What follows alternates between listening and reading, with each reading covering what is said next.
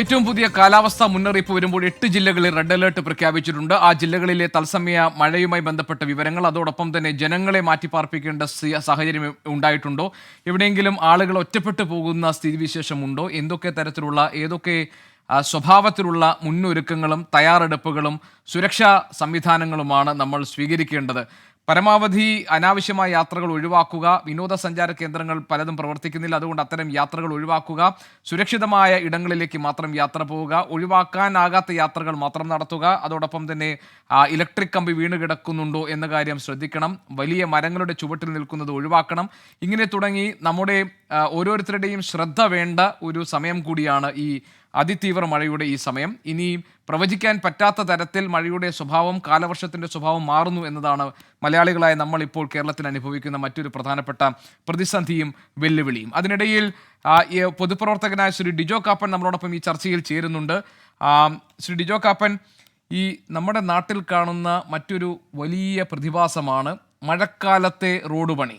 ഇപ്പോൾ ഞങ്ങളുടെ ഓഫീസിൽ തന്നെ 1-2 ജീവനക്കാർ ഈ സമയങ്ങളിൽ അപകടമുണ്ടായത് വെള്ളം കെട്ടിക്കിടന്ന ഈ റോഡ് പണിയുടെ ഭാഗത്ത് കുഴികൾ രൂപപ്പെട്ടത് കാണാതെ അതിൽ ഇരുചക്ര വാഹനങ്ങളിൽ ബൈക്കിൽ വന്ന ആളുകൾ മറിഞ്ഞു വീണാണ്. അപ്പോൾ ഇത്തരത്തിലുള്ള അപകട കുഴികൾ ഈ റോഡിലെമ്പാടുമുണ്ട്. മാത്രമല്ല, കഴിഞ്ഞ ദിവസം ഞങ്ങളുടെ പ്രതിനിധി ശ്യാംകുമാർ റിപ്പോർട്ട് ചെയ്തത് മഴ തിമിർത്ത് പെയ്യുമ്പോൾ റോഡ് ടാർ ചെയ്യുന്ന, റോഡ് പണി നടത്തുന്ന തൊഴിലാളികളെ കണ്ടു. അപ്പോൾ അശാസ്ത്രീയമായ ആസൂത്രണം എന്നത് നമ്മുടെ എല്ലാ കാലത്തെയും ഒരു ശാപമാണ്. എന്താണ് ഈ മഴക്കാലത്ത് ശ്രീ ഡിജോ കാപ്പൻ നമ്മുടെ നാടിന്റെ ഒരു അവസ്ഥ കാണുമ്പോൾ താങ്കൾക്ക് തോന്നുന്നത്? സോറി, ഞാൻ മീരിച്ചിലാറിന്റെ സമീപത്താണ് താമസിക്കുന്നത്. അപ്പം അതിൻ്റെതായ പ്രശ്നങ്ങൾ കൊണ്ടാണ് യഥാസമയത്ത് ചർച്ചയിൽ പങ്കെടുക്കാൻ കഴിയാതെ വന്നത്. പിന്നെ ഇപ്പോൾ ഗോപികൃഷ്ണൻ മുമ്പ് റിപ്പോർട്ട് ചെയ്തത് ഞാൻ കേട്ടിരുന്നു. 2 പേര് വള്ളത്തിൽ പോയി മരിച്ചു. ആ കുടുംബങ്ങളുടെ ദുഃഖത്തിൽ പങ്കുചേർന്നുകൊണ്ട് 1-2 കാര്യങ്ങൾ ഞാൻ പറഞ്ഞോട്ടെ. സാധാരണ നമ്മുടെ കേരളത്തിൽ, അല്ലെങ്കിൽ ഇന്ത്യയിലേക്ക് മൺസൂൺ വരുന്നത് കേരളത്തിൽ കൂടിയാണ്. അത് ജൂൺ 1-നായിരുന്നു സാധാരണ വരുന്നത്. പക്ഷേ ഇപ്രാവശ്യം നേരത്തെ തന്നെ കാലാവസ്ഥ സംഘം മുന്നറിയിപ്പ് നൽകിയിരുന്നു, നേരത്തെ ഉണ്ടാകും. ഇപ്പം തന്നെ ജൂൺ 1 അതിന് മുമ്പ് തന്നെ ഗോപികൃഷ്ണനും ടീമിനും പണിയായി ഓരോ സ്ഥലത്തു നിന്നും ഉള്ള ദൃശ്യങ്ങൾ ഒപ്പിയെടുത്ത് അധികാരികളുടെ ശ്രദ്ധയിൽ കൊണ്ടുവരിക എന്നുള്ളത്. ഇതിനകത്ത് ഗോപികൃഷ്ണൻ പറഞ്ഞ കാര്യത്തിലോട്ട് വന്നു കഴിഞ്ഞാൽ, നമുക്കറിയാം വേനൽക്കാലത്ത് നമ്മുടെ റോഡുകളിൽ കൂടി വാഹനങ്ങൾ ഭയങ്കര സ്പീഡിലും, പ്രത്യേകിച്ച് വളവ് തിരിയുന്ന സ്ഥലങ്ങളിലൊക്കെ ഡീസൽ ടാങ്ക് അലക്ഷ്യമായി മുറുക്കാതെ ഓടിക്കുന്ന പല ഡ്രൈവർമാരുമുണ്ട്. അത് നമ്മുടെ പൊതുമേഖലാ സ്ഥാപനങ്ങളുടെ വാഹനങ്ങളുണ്ട്, സ്വകാര്യ മേഖലാ ഡ്രൈവർമാരും ഒക്കെ ഉണ്ട്. അപ്പോൾ ആ ഡീസലൊക്കെ ആ വളവിന് വീണ് കിടക്കും. മഴക്കാലം ആകുമ്പോഴേക്കും ആ ഉരുകിയ ടാറിന്റെ മുകളിലേക്ക് വീഴുന്ന ഡീസലും ഈ വാഹനങ്ങളുടെ ടയറിന്റെ ഗ്രിപ്പ് കുറവും ഒക്കെ കൊണ്ട് അവിടെ റോഡിൽ തെന്നി മാറാനുള്ള ഭയങ്കരമായ ഇതുണ്ട്. പക്ഷെ ഇതിനൊക്കെ ഒരു മുന്നറിയിപ്പോ ഒരു പരിശോധനയോ ഒന്നും നമ്മുടെ റോഡുകളിൽ ഉണ്ടാവുന്നില്ല. പലപ്പോഴും നമ്മൾ കണ്ടിട്ടുണ്ട്, നമ്മുടെ റോഡിൽ വാട്ടർ അതോറിറ്റി പൈപ്പിട്ട് കഴിയുമ്പോഴത്തേനും P&Dയുടെ വേറൊരു ഗ്രൂപ്പ് വരും. അതിനുശേഷം PWD. ഇവർ തമ്മിൽ ഒരു ആസൂത്രണം. ഇത് നേരത്തെ നമ്മുടെ കഴിഞ്ഞ LDF ഗവൺമെന്റിന്റെ കാര്യത്തിലെ PWD മിനിസ്റ്റർ ഇക്കാര്യത്തിൽ വളരെ കർശന ഒരു നിലപാട് അന്ന് അദ്ദേഹം എടുത്തിരുന്നു. അതുകൊണ്ട് കുറെയൊക്കെ ഈ വെട്ടിപ്പൊളിക്കൽ കുറച്ച് പ്ലാനിങ്ങോട് കൂടിയാണ് നടത്തിയിരുന്നത്. പക്ഷേ അദ്ദേഹം അങ്ങ് മാറിക്കഴിഞ്ഞപ്പോൾ ആ സിസ്റ്റം അങ്ങ് പൊളിഞ്ഞുപോയി.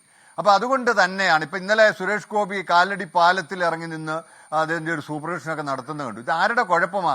യഥാകാലം ഈ പണികൾ ചെയ്യിപ്പിക്കാൻ, അല്ലെ പണി ചെയ്ത കോൺട്രാക്ടർമാർക്ക് പണം കൊടുക്കാൻ 14,000 കോടി രൂപയോളം കൊടുക്കാനുണ്ടെന്നാണ് കോൺട്രാക്ടർമാർ പറയുന്നത്. അപ്പൊ അവര് പറയുന്നത്, ഞാൻ അവരോട് പലരോടും സംസാരിച്ചു. അപ്പൊ അവരിലെ കൊള്ളാവുന്ന കോൺട്രാക്ടർമാരൊക്കെ ഇന്നിപ്പം ആ പണി നിർത്തി തന്നെ മറ്റ് വ്യവസായങ്ങളിലോട്ട്, ബിസിനസ്സിലോട്ട്, കൃഷി കാര്യങ്ങളിലോട്ടൊക്കെ അവർ മാറി. അത് നമ്മുടെ നാടിൽ റോഡുകൾ നന്നായി കിടക്കാതിരിക്കാൻ ഒരു കാരണമാകും. എല്ലാ കോൺട്രാക്ടർമാരൊന്നും ഈ പറഞ്ഞതുപോലെ പണം എല്ലാവർക്കും വേണം. സ്വാഭാവികമായിട്ടും ബാങ്കിൽ നിന്ന് ലോണൊക്കെ എടുത്ത് റോഡ് പണിയുന്ന മുടക്കുന്നവർക്ക് അതിന്റെ മുതലും ആ പലിശയും ബാങ്കിൽ അടക്കാനുള്ളതും അവരുടെ അധ്വാനത്തിന്റെയും കൂടിയൊക്കെ വേണം. പക്ഷേ ലാഭം മാത്രം മുന്നിൽ കണ്ടുകൊണ്ട് പ്രവർത്തിക്കുന്ന വളരെ കുറച്ച് കോൺട്രാക്ടർമാരാണ് നമ്മുടെയൊക്കെ അനുഭവത്തിലുള്ളത്. പക്ഷേ അവരെയൊക്കെ കൃത്യമായി ഉപയോഗിക്കാൻ സർക്കാരിന് കഴിയുന്നില്ലെങ്കിൽ കേരളത്തിലെ റോഡുകൾ ഇതിൽ കൂടുതൽ മോശമാവും. ഇപ്പൊ നമ്മുടെ ദേശീയ ഹൈവേ, നമ്മളെ കുരിയാട് ഉണ്ടായ NH-66 അപകടം നമ്മൾ മനസ്സിലാക്കി. ഞങ്ങളത് സംബന്ധിച്ച് നടത്തിയ പഠനത്തിൽ വന്നത്, വടക്കേ ഇന്ത്യൻ കൾച്ചറിൽ ഇവിടെ റോഡ് പണിതു. അതായത് വടക്കേ ഇന്ത്യയിൽ എങ്ങനെയാണോ റോഡിന്റെ മണ്ണിന്റെ ഘടന, ആ മണ്ണിന്റെ ഘടന അനുസരിച്ചിട്ടാണ് ഇവിടെ ഡിസൈൻ ചെയ്തതും പണിതതും.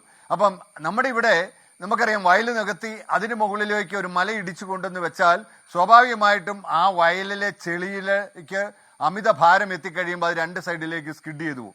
ഇനിയും കൂടുതൽ അപകടങ്ങൾ, ഇന്നിപ്പം ദേശീയപാതയുടെ വേറൊരു ഭാഗം അടന്നു വീണു എന്ന് കേൾക്കുന്നു.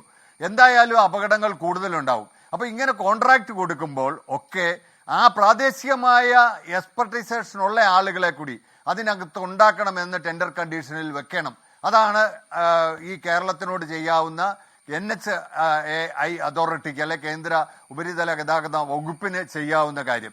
പിന്നെ മറ്റൊരു പ്രധാനപ്പെട്ട കാര്യം, നമ്മുടെ ഇവിടെ ഈ മഴക്കെടുതി എന്ന് പറയും, അത് രണ്ട് തരത്തിൽ വരുന്നതുണ്ട്. അത് നമുക്കറിയാം, അത് കാലാവസ്ഥയുടെ പ്രത്യേകത കൊണ്ടും ഭൂപ്രകൃതി കൊണ്ടും സ്വാഭാവികമായി ഉണ്ടാകുന്ന